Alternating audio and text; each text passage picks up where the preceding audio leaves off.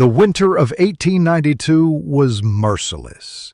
Snow buried the Colorado mountains, and the wind howled like a thing alive. Through that blizzard rode Jack Ransom, a drifter with no home, no hope, just a horse, a heartbeat, and a past he couldn't outrun. When his strength failed, a flicker of light appeared through the storm, a lone cabin, the only warmth for miles. Inside lived Agnes Weller, 57, proud and dangerous in her own quiet way. She'd lived too long with silence, too long with ghosts. That night, fate locked them in together, a man frozen by regret, a woman hardened by loss. And before the dawn came, she'd look him in the eyes and whisper the words that would change them both forever. Share my bed or freeze. Before we dive in, don't forget to hit that subscribe button. We've got more powerful stories coming every single day, and you don't want to miss them. Now, let's begin. The wind screamed across the Colorado mountains like a living thing, tearing through the pines and carrying knives of ice. Snow blurred everything, sky, ground, life itself. In that endless white, Jack Ransom rode hunched over his saddle, every breath a stab of cold. His horse stumbled, half blind, steam rising from its nostrils. He couldn't feel his hands anymore, couldn't tell if his tears were from the wind or from what memory had done to him. The world had shrunk to the sound of hooves, wind, and his heartbeat fighting not to fade. "Keep moving, girl," he muttered to the mare, though his voice barely carried, "just a little farther." But the trail was gone, swallowed by the storm. The mountains loomed like shadows, indifferent and cruel. For hours, or maybe minutes, he'd lost track, Jack pressed on, every step a question of survival. Then he saw it. A faint orange glow through the white chaos, flickering, moving, a light. At first he thought it was another ghost, his brother maybe, calling him home. But as he blinked through the frost, the shape sharpened. A cabin, smoke curling from its chimney. Hope hit him like pain. He spurred the horse forward, nearly falling from the saddle as he reached the porch. He managed to knock once before his knees buckled. The door cracked open. A shadow stood in the firelight, tall, lean, a rifle aimed straight at his chest. "Who's out there?" came a woman's voice, steady and cold. Jack coughed out the only words he had left. "Just a man, trying not to die tonight." The door swung wider, creaking under the weight of wind and snow. Firelight spilled out, revealing a woman, Agnes Weller, hair streaked with silver, eyes hard as cut glass. She gripped the rifle steady, the barrel glinting inches from Jack's heart. "I said stop," she warned. Her voice was raspy, carrying both command and weariness. Jack raised trembling hands. "Ain't looking for trouble, ma'am. Just need to get warm." Her gaze flicked over him, his frost-bitten fingers, his soaked coat, the horse collapsing in the drift behind him. For a heartbeat, something softened in her face, then vanished. "Leave the animal," she said. "Get inside before you die on my porch." Jack stumbled past her into a narrow cabin that smelled of smoke, pine, and something faintly sweet. Lavender, maybe. A single fire fought against the cold, flames crackling like tired hearts. Agnes shut the door and set the rifle aside, though not far. "You can sit, but you try anything foolish, you'll finish the night outside." He managed a weak smile as he sank to the hearth. "You don't seem the foolish type, ma'am." "Good," she muttered, pulling a heavy blanket from a chair and tossing it his way. "Then we understand each other." As he wrapped himself in its warmth, Jack caught her watching him, guarded, curious, as if trying to decide whether he was man or threat. Outside, the storm howled against the cabin walls. Inside, two strangers sat in silence, each wondering what the other was really running from. The fire cracked softly, painting the cabin walls in restless orange light. Jack sat close to it, rubbing life back into his hands. His clothes steamed as the ice melted off him, leaving dark patches on the worn rug. Agnes moved about the cabin with quiet efficiency, placing a kettle on the iron stove, shaking the snow from her shawl, her every motion measured and guarded. She didn't look at him much, though she felt his presence in every breath of the room. "You live alone out here?" Jack asked at last. "I live," she said simply, eyes fixed on the kettle. "That's enough." The wind roared against the window, a reminder of how small their refuge was. Jack's eyes drifted to the mantel, two old photographs, one of a man in a miner's hat, the other of a younger woman smiling in the sun. Dust coated both. "Your family?" he asked. Agnes hesitated, then nodded once. "Was." The kettle whistled sharply. She poured him coffee thick as tar and handed it over without meeting his gaze.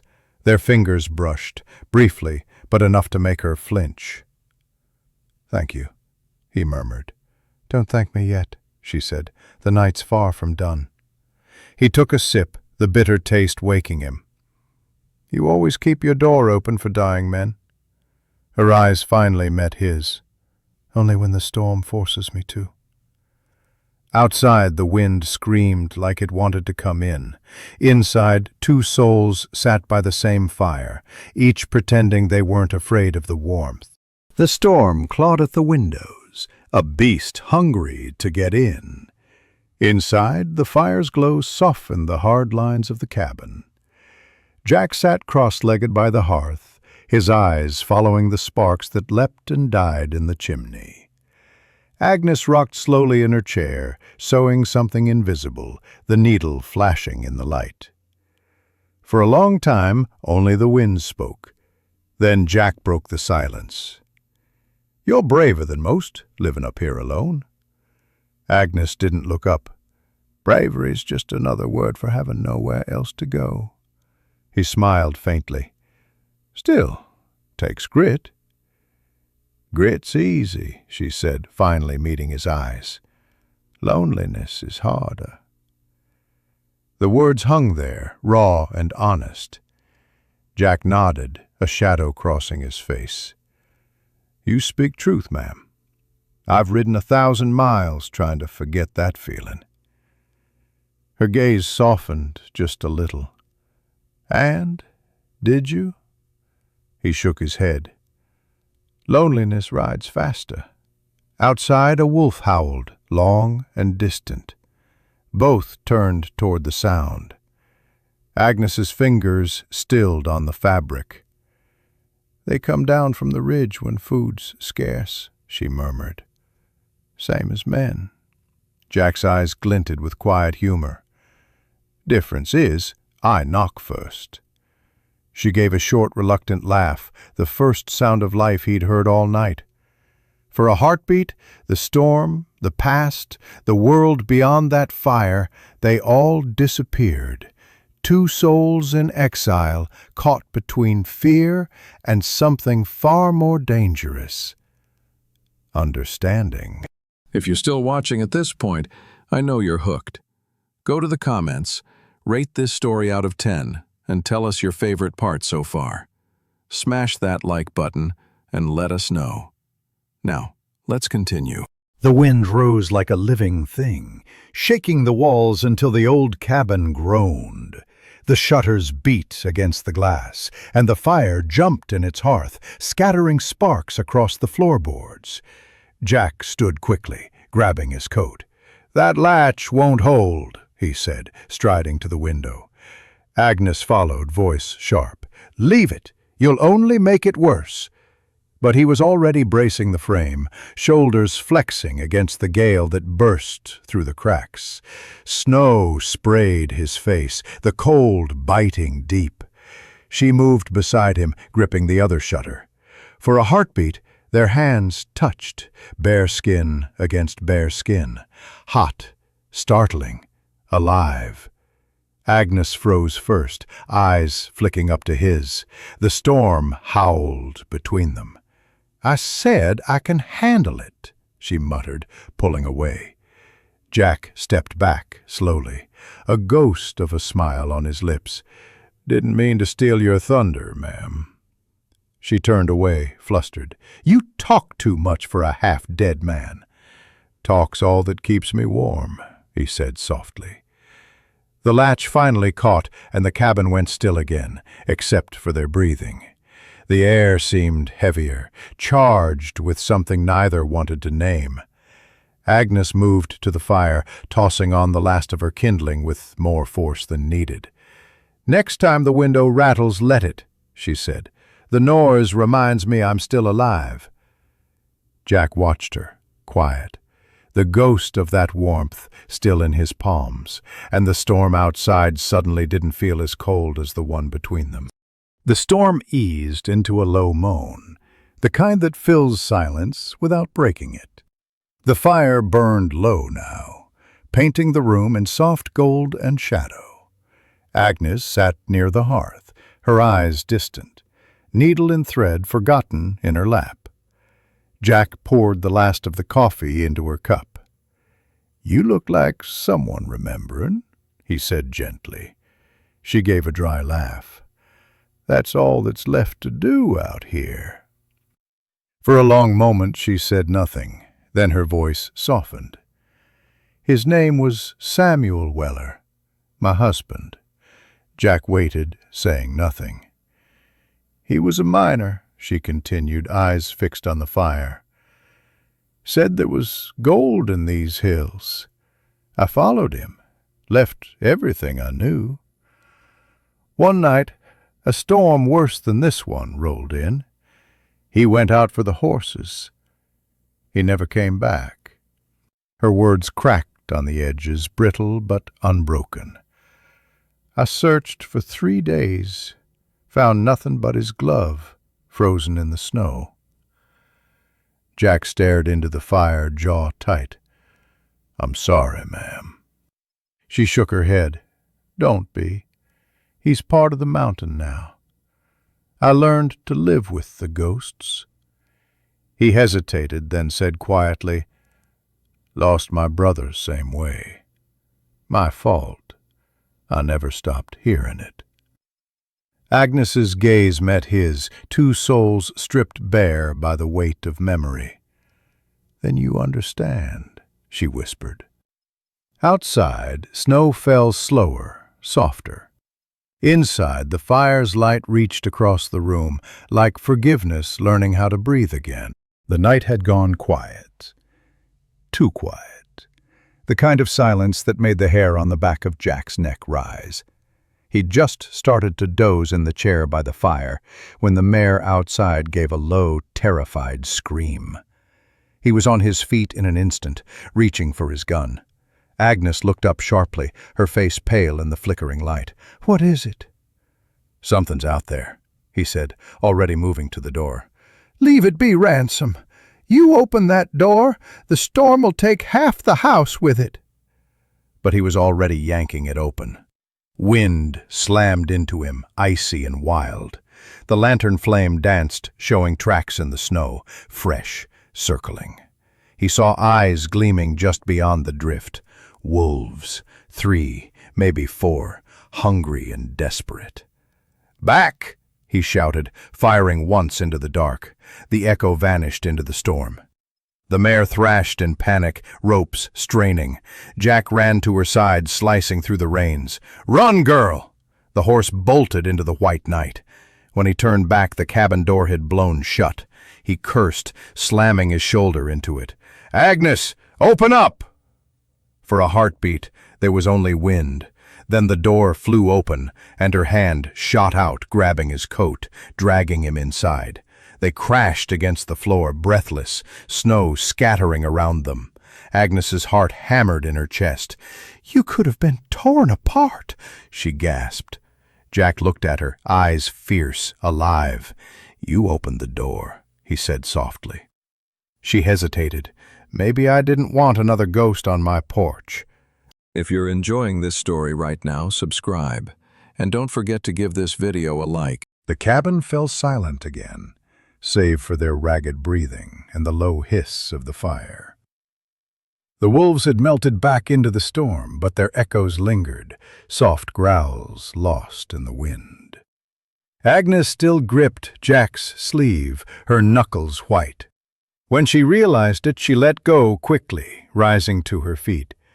"You're reckless," she said, voice unsteady, "charging out there like that." Jack pushed himself up slowly, snow melting down his collar.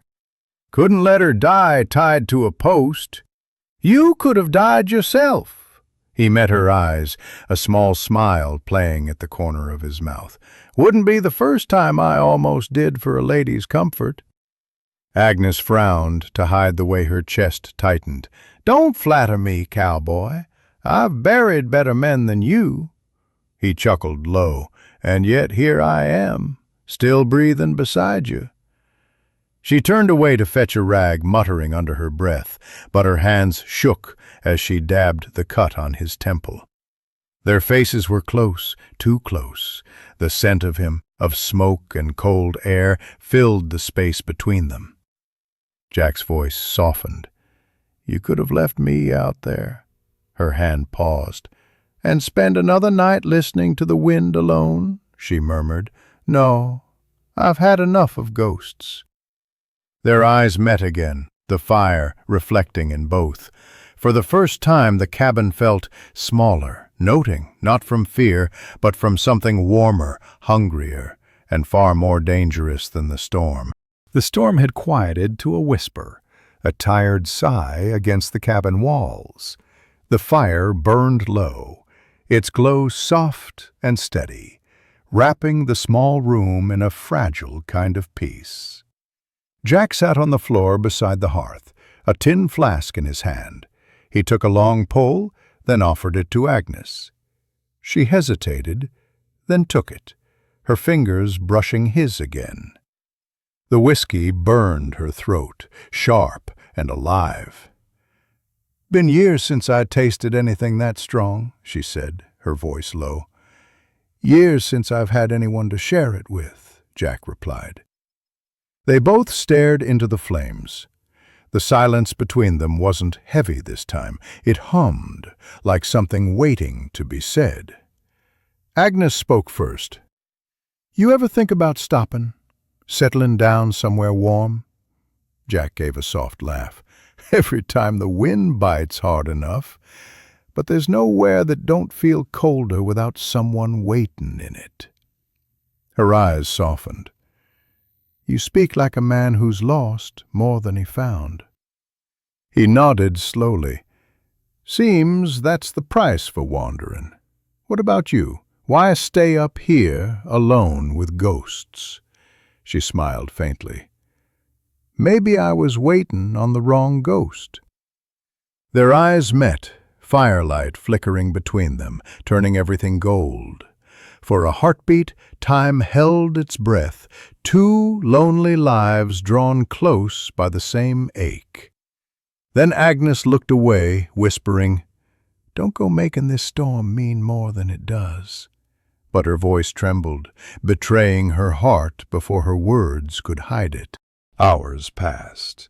The wind outside had tired itself out, but the cold had crept back in, slow and merciless. The fire was little more than glowing embers now, struggling against the dark. Jack knelt beside the hearth, prodding the coals. "You got more wood?" he asked. Agnes shook her head. "That was the last of it." She tried to sound matter-of-fact, but her breath came out in white plumes. "I was due to chop more in the morning, before the storm hit." Jack looked around, eyes scanning the walls. "I can go out, fetch some from the ridge." Her voice cut sharp. You step outside now, you won't come back." He met her gaze. "Then we're both gonna freeze in here." Agnes crossed her arms, the flicker of firelight dancing over her face. "I've faced colder nights." "Maybe," he said softly, "but not with me in them." The words landed heavier than he meant. Her lips parted, then closed again. She turned from him, arms hugging herself. The cabin groaned in the cold. Jack pulled off his coat and draped it around her shoulders. She didn't protest, just let it settle, her fingers clutching the edges. He sat back on the floor, the distance between them shrinking with every shiver. The flames dwindled to a dull red pulse, the room wrapped in near darkness. Outside, snow whispered against the window. Inside, silence did the same, thick, intimate, waiting for something neither dared to name. The last ember blinked out, leaving only the faint glow of snowlight seeping through the window. The air turned cruel again, biting their lungs with every breath. Frost crept up the inside panes like ghostly fingers. Jack rubbed his arms, teeth chattering. "We won't last till morning," he said through his breath. Agnes stood by the bed, her shawl drawn tight, eyes fixed on him. "You're right," she murmured. Then, after a heartbeat that seemed to last forever, she said the words that broke the night apart. "Share my bed or freeze, Jack Ransom." He blinked, certain he'd misheard. "Ma'am?" Her tone sharpened. "Don't make it harder than it is. You sleep on that floor, you'll be dead before dawn. This is survival, nothing more." But her voice quivered at the edges. The line between mercy and longing was thin as thread. Jack hesitated, then nodded once. "All right." He moved carefully, as though approaching sacred ground. The mattress dipped beneath his weight, the quilts heavy and cold at first. Agnes turned her back to him, keeping her distance. For a while, they lay there, not touching, the silence thick as the dark around them. Then, slowly, the warmth began to spread, his breath against her shoulder, her heartbeat steadying near his chest. Outside, the storm quieted, snow falling softer, almost gentle. Inside, two hearts thawed in the dark, neither daring to speak, both afraid of what the morning light might mean. When Jack opened his eyes, the world had turned silver. Pale dawn light seeped through the frosted window, brushing over the cabin in a soft, forgiving glow. The storm had passed. Agnes still slept beside him, her hand resting lightly near his chest, as if she'd forgotten to keep her distance in the night. For a long moment he simply watched her, how the hard lines of her face had softened, how peace looked on a woman who'd forgotten what it felt like. He eased himself up, careful not to wake her, and stirred the fire back to life. The flames caught quickly, eager as new hope. The smell of smoke and warmth filled the small room again. Agnes stirred, blinking against the light. "Still here?" she murmured, voice rough with sleep. Jack smiled faintly. "Didn't feel right leaving without saying thank you." She pulled her shawl tighter, eyes searching his face. "For what? Not freezing?" He shook his head. "For reminding me what it feels like to belong somewhere, even for one night." Agnes looked toward the window, where the world beyond the glass shimmered clean and new. "Storms end," she said softly. "They always do. It's what comes after that scares folks."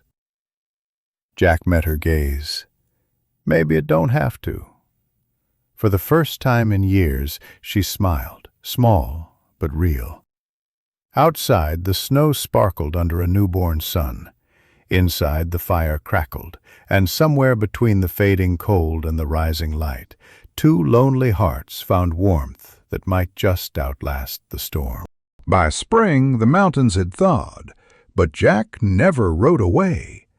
Some nights, when the wind whispered across the ridge, Two voices could be heard inside that little cabin: soft laughter, shared silence, and the warmth of a love born from the cold. Thank you for watching till the end. Don't forget to subscribe for more stories like this. We'll be dropping brand new powerful stories every single day. See you on the next one.